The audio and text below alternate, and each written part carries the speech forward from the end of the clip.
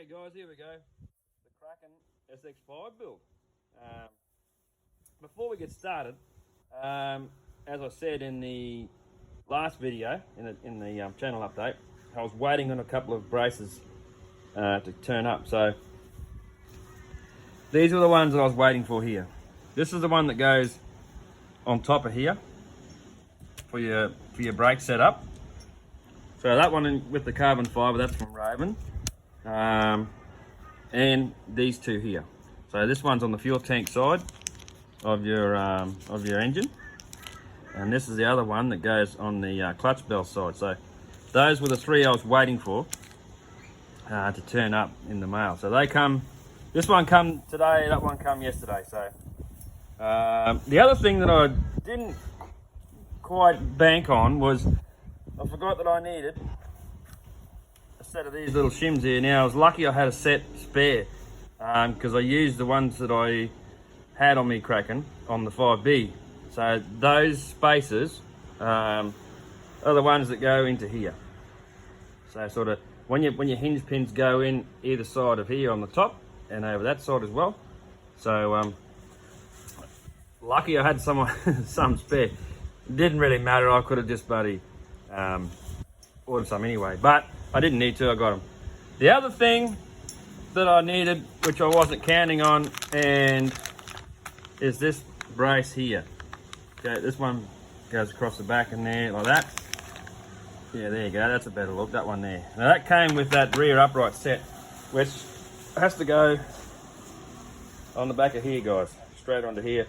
And then normally the hoops go down under there, but because the Kraken cage, it's got a different mounting setup for the back end here. So, but as you can see, there's the chassis. She's bare, been cleaned down, ready to go.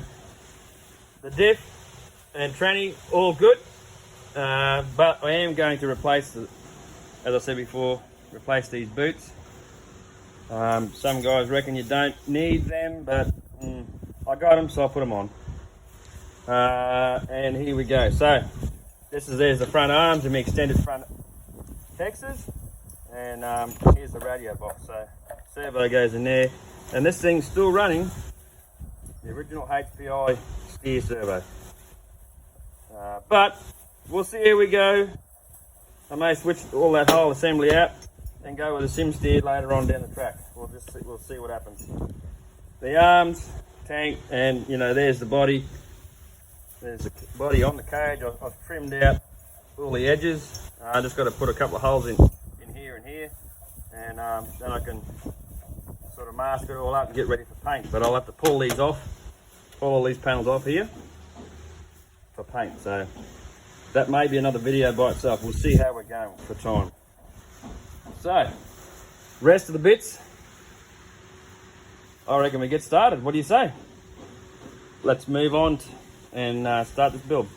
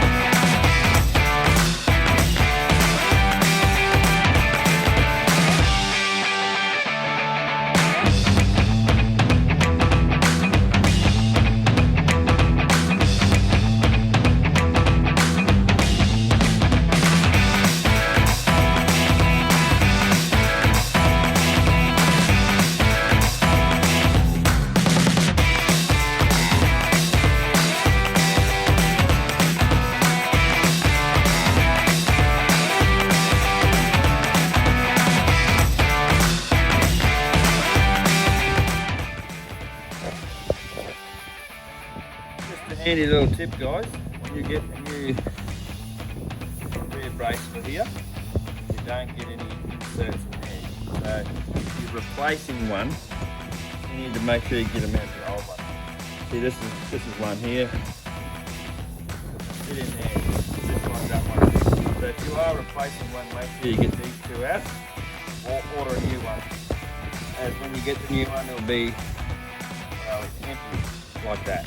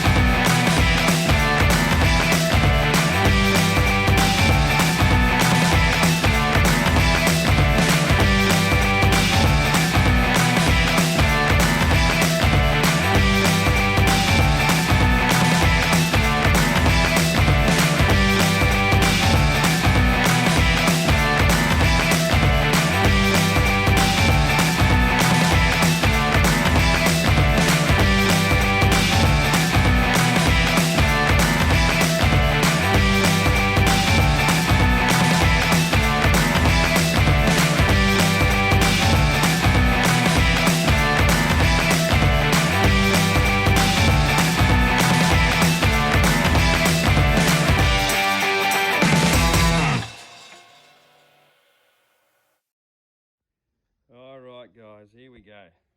She's finished. Ready for the big reveal. You sick of waiting yet? Alright guys, here we go. I'll pull her off and you can get a look at her. Oh, we're getting caught up. Ready? Boom, there she is. There we go. Now that's a different style to what I've had before.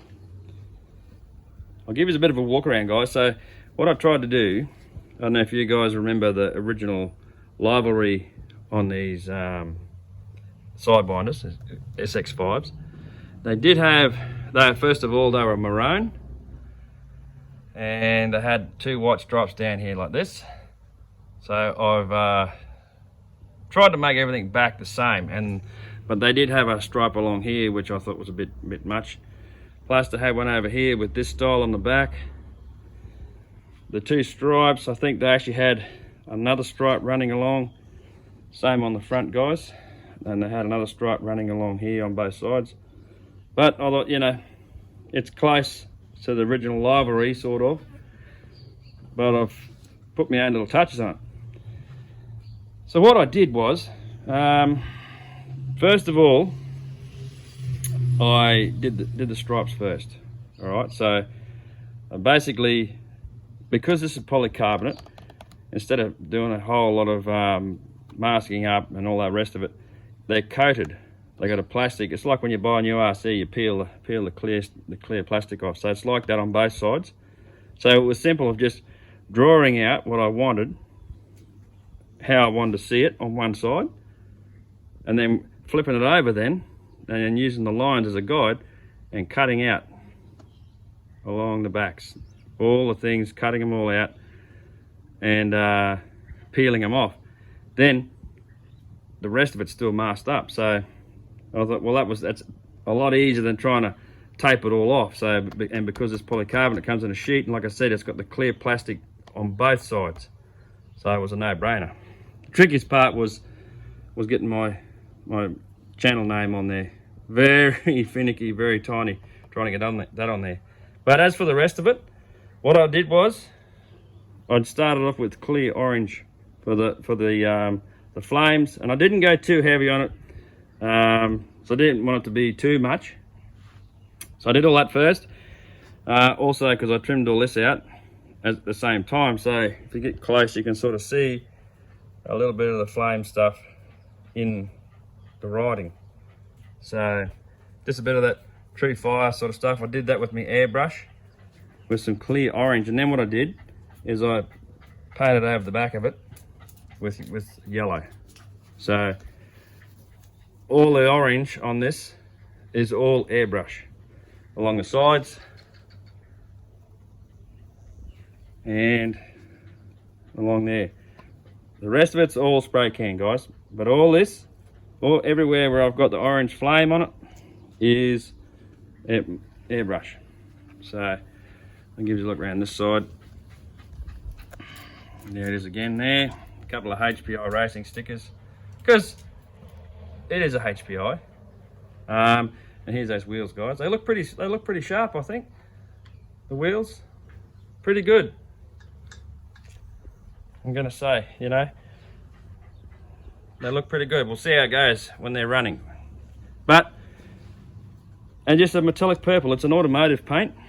It's a bit hard to see. Next time we get out, I'll put it out in the sun so you can have a look at it and see the metallic in it. But what I did was with the metallic, I added some, it was I don't know whether you call it. It was originally, it was a metallic originally, but it didn't have a lot of flake in it. So what I did was, I got some of the paint and got some extra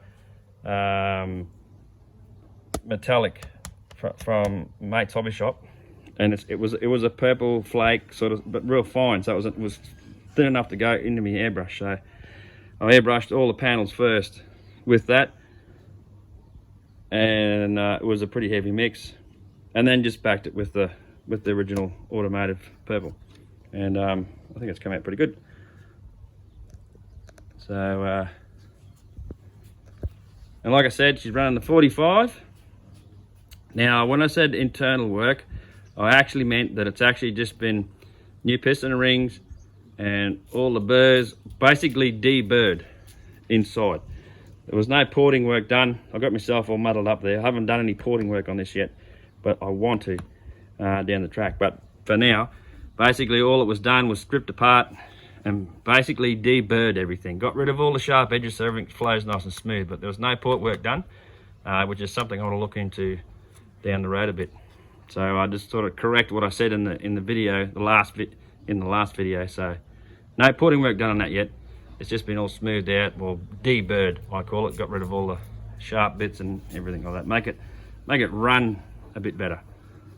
But yeah, so like all the new gear in there and the new arms and, you know, all the carbon fibre stuff. Like I said, there's still some coming. But for now, she's ready to rock and roll. She's ready to tear up some grass, some dirt, whatever. It'd be a shame to get it all dirty.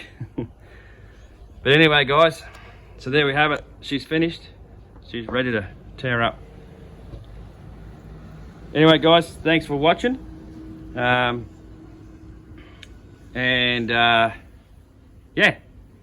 get your rigs like I'm going to this weekend and get out and go for a play. Have fun, guys, and I'll see you in the next video. Cheers, guys.